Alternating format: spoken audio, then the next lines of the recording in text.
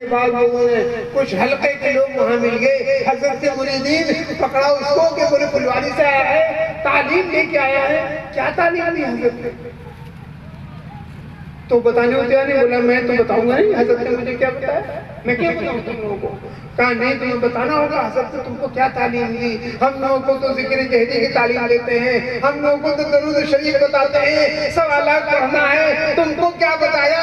تو وہ بول بتانے کو تیار ہی نہیں۔ آخر جب بہت زیادہ اصرار کیا اس لوگوں نے تو آنکھیں سرخ ہو گئی اس کی اور رگیں پھولی گردن کی اور کہنے لگا بتا دو حضرت نے کیا کہا؟ حضرت نے مجھے بتایا لا الہ الا اللہ محمد رسول اللہ،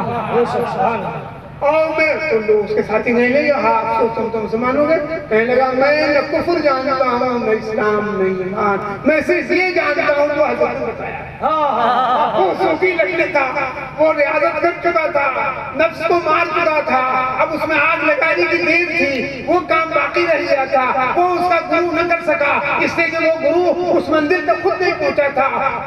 ایمان کی، اس سے وہ حضرت کے پاس بھیج دیا اس نے، اور یہاں آیا تو اس کو آگ لگا دیا۔ آپ جانتے ہیں یہ کلمہ کتنی حرارت دیتا ہے مرد مومن کو، لا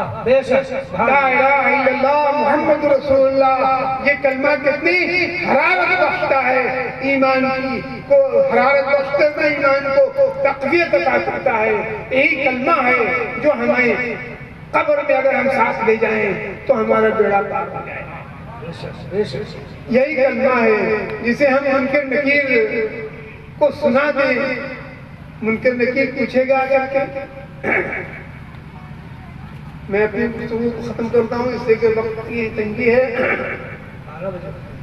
بہر حضرات ضرورت اس وقت دلوں کو کھولنے کی ہے، آج کی صورتحال میں ضرورت دلوں کے دروازے کھولنے کی ہے۔ کسی پر دل کا دروازہ نہ بند کیجیے، ہر مذہب و مسلک والوں کے لیے دلوں کے دروازے کھول دیجیے، کیونکہ یہ وقت جو ہے اس کا ہے کہ آپ کو پہچاننے والا،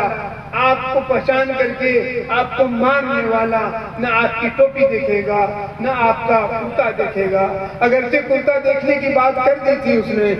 لیکن نہ آپ کا کیا داڑھی دیکھے گا، کچھ نہیں دیکھے گا وہ آپ کا، وہ صرف آپ کا کلمہ دیکھے گا کہ آپ کا کلمہ کیا ہے۔ آپ کا کلمہ لا الہ الا اللہ محمد رسول اللہ ہے، بس یہی دیکھے گا وہ، اور کچھ نہیں دیکھے گا کہ آپ ہاتھ اٹھاتے ہیں نماز میں کہ نہیں اٹھاتے ہیں، آپ سلام میں پڑھتے ہیں فجر کی نماز کے بعد کھڑے ہو کے اور جمعے کے بعد کھڑے ہو کر کے، اور کب آپ بیٹھ کے پڑھتے ہیں درود شریف، آپ کو کچھ نہیں دیکھ رہا وہ، آپ کو صرف یہ دیکھے گا کہ لا الہ الا اللہ محمد رسول اللہ والا ہے کہ نہیں ہے۔ تو سب تو اسی کلمے کے ہیں، سب تو اسی کلمے کے اسیر ہیں، سارے مسلمان اسی کلمے کے گرفتار ہیں، کوئی ایک نہیں ہے جو احمد مختار کے گرفتار نہ ہو، کوئی ایک نبی کو مسلمان نہیں ہے، سارے کے سارے مسلمان اپنے نبی سے محبت کرتے ہیں، کم ہو یا زیادہ ہو، جو کلمہ پڑھتا ہے وہ اپنے نبی سے محبت کرتا ہے۔ تو کوئی ایک مسلمان نہیں ہے جو سیدنا محمد رسول اللہ صلی اللہ علیہ وسلم کے زلفوں کا گرفتار نہ ہو، جو ان کا شہدہ نہ ہو، جو ان کا والہانہ بند رکھتا ہو ان کی ذات سے، کوئی نہیں ہے۔ سب کے سب وہ تعلق ان سے رکھتے ہیں، جب کلمے سے تعلق ہوتا ہے تو ان سے تعلق ہوتا ہے۔ اسے دلوں کے دروازے کھول دیجئے سب سے لیے، اس کا مطلب سمجھ گئے آپ کہ وَاعْتَصِمُوا بِحَبْلِ اللَّهِ جَمِيعًا وَلَا تَتَفَرَّقُوا، اللہ کی رسی کو مضبوطی سے تھام لو، الگ الگ نہ ہو جاؤ۔ تو ضرورت اس وقت اسی بات کی ہے، اللہ تعالیٰ ہم لوگوں کو اتحاد کی توفیق عطا فرمائے، اور وہ جو قنوت نازلہ پڑھی جاتی ہے فسادات و بدعملی کے موقع پر، اس میں رسول اللہ صلی اللہ علیہ وسلم نے کیا پڑھا تھا؟ میں ذرا سا چند سیکنڈ اور آپ کو بتا دوں کہ رسول اللہ صلی اللہ علیہ وسلم نے جو قنوت نازلہ فجر کی نماز میں پڑھی تھی، 1 مہینے سے زیادہ تک پڑھی تھی، مشرکین کے لیے اس میں آپ نے پڑھا تھا اللہم اغفر لنا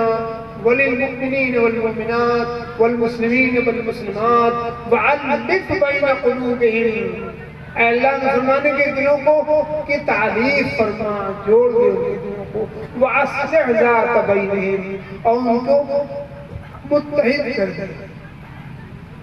وَانْصُرْهُمْ عَلَىٰ عَدُوِّكَ وَعَدُوِّهِمْ، اپنے اور ان کے دشمنوں پر ان کو مدد غلبہ عطا فرما۔ تو رسول اللہ صلی اللہ علیہ وسلم نے وہ دعا پڑھی تو اس میں اس بات کا خاص خیال رکھا کہ اتحاد کی دعا بھی ہو، اور ابھی تو ضرورت ہے، آپ جان رہے ہیں۔ السلام علیکم ورحمۃ اللہ وبرکاتہ۔